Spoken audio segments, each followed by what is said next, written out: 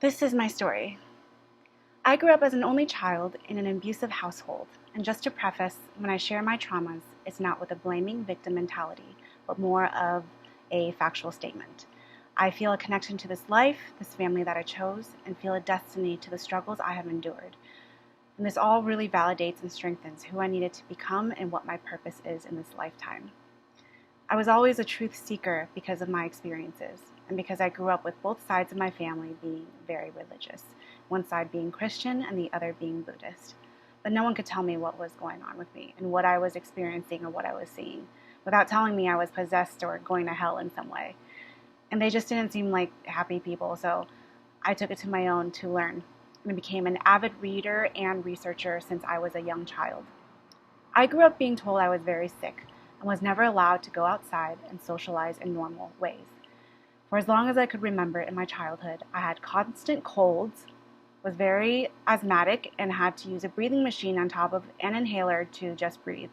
It was loud and aggressive in my household, and one day I saved my mom from being stabbed by my angry father, and was almost stabbed myself, but my mom saved us with a pillow, which was stabbed instead. From that day on, I lived life in a time bomb each day and held my breath even further, preparing to defend my life and my mother's. I often induced hyperventilation to break my parents up from fighting, and barely spoke because I was constantly being criticized for my actions and thoughts and was compared to others. Although I was a very good student and was just being a playful, creative child.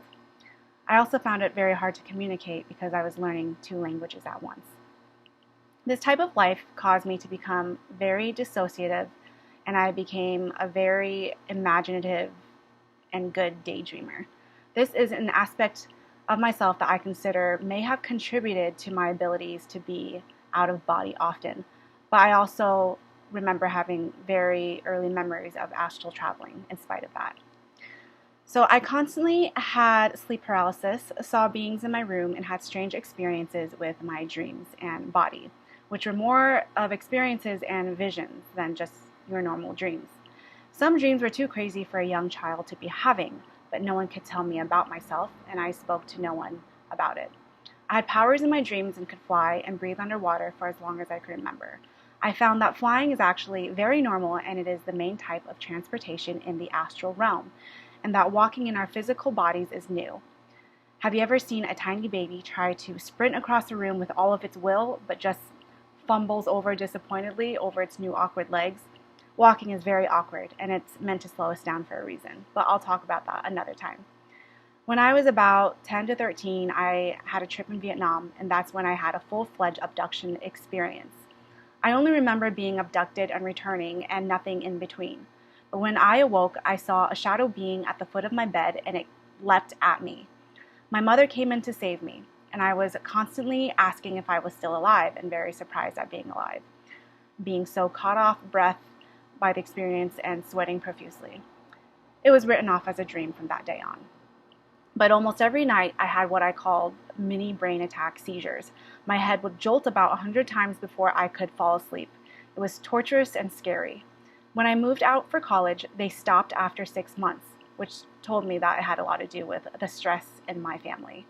I was sickly and unathletic, but started climbing and doing yoga, and felt myself growing stronger and stronger. When I graduated college, I was stressed out about my dying father, and didn't dream nor write nor feel anything at all for about a whole year. I was also diagnosed with kidney stones. During that time, I went on an 18-day yoga retreat with a pescatarian diet, and within a few days, my dreams and writings came flooding back, and my kidney stones disappeared when I returned back and had another urine test. During a breathwork meditation, I had all my feelings break through and was very intense and painful. So that time of my life, which was about 24, marked the start of my spiritual journey and learning, since I saw that I could be strong and heal myself with that lifestyle.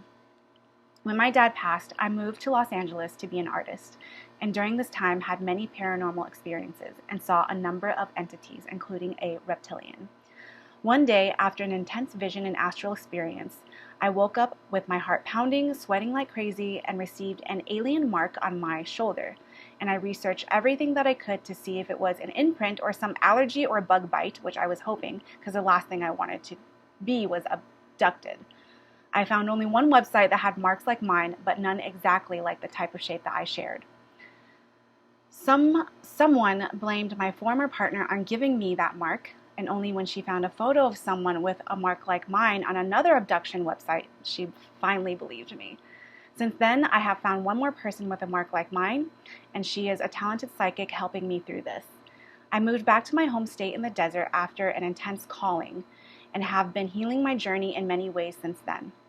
I thought my adventures had stopped in LA, but the astral experiences have deepened and continued here as well. As a child, I have always been obsessed with remembering and wondering what message myself in my past life really wants to bring forth to me, and have made up little games for myself to remember. And also, I could not wait to be 30, which is something that not many children desire to do.